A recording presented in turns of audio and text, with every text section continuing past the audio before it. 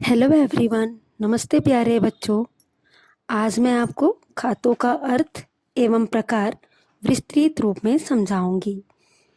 मैंने बताया था किसी भी व्यापारिक लेन देन के लिए दो पक्ष की आवश्यकता होती है। जब दो पक्ष के बीच किसी प्रतिफल के बदले में माल या संपत्ति का लेन देन किया जाता है तो इसे सौदा कहा जाता है। सौदे के दो रूप होते हैं।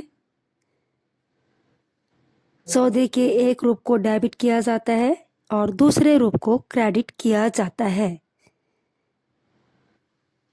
जब हम इसी लेन देन को या ऐसे व्यवहारों को एक निश्चित स्थान पर यथावत लिखते हैं उसे खाता कहा जाता है। खाते का अर्थ किसी वस्तु, सेवा या व्यक्ति विशेष से संबंधित व्यवसायिक व्यवहारों का निश्चित स्थान पर विधिवत लेखा करना खाता कहलाता है। जैसे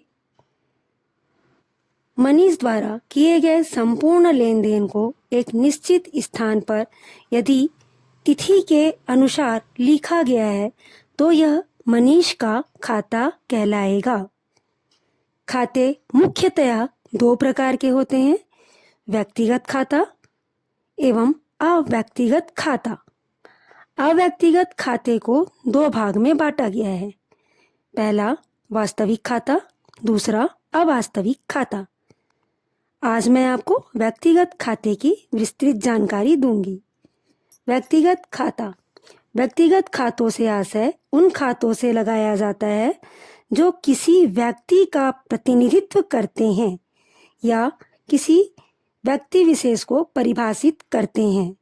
व्यक्तिगत खातों को सामान्यतः तीन श्रेणियों में बांटा गया है। अकृत्रिम व्यक्तियों के खाते, कृत्रिम व्यक्तियों के खाते तथा प्रतिनिधि व्यक्तिगत खाते।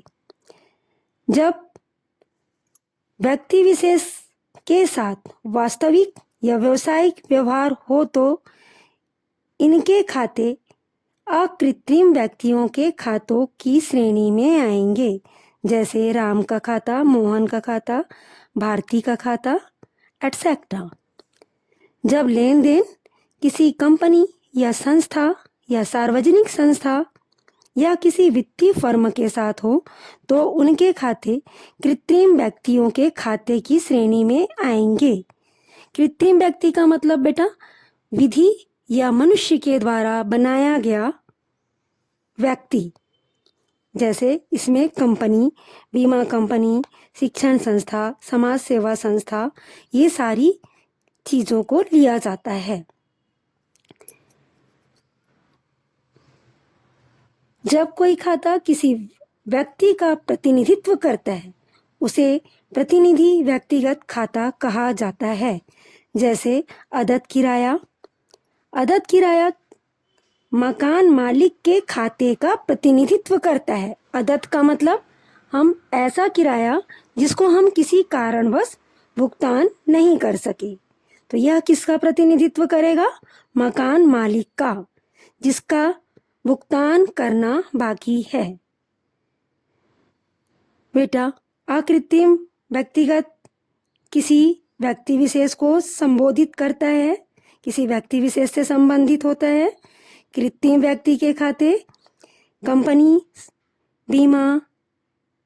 बीमा कंपनी, सार्वजनिक उपक्रम, शिक्षण संस्था, समाज सेवा संस्था, बैंक का खाता, ये विधि के द्वारा बनाए गए व्यक्ति हैं।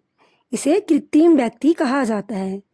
प्रतिनिधि व्यक्ति खाता, व्यक्तिगत खाता, अदद वेतन, अदद किराया, पूर्वदत्त वेतन, पूर्वदत्त ब्याज, उपार्जित आय, इन्हें शामिल किया जाता है।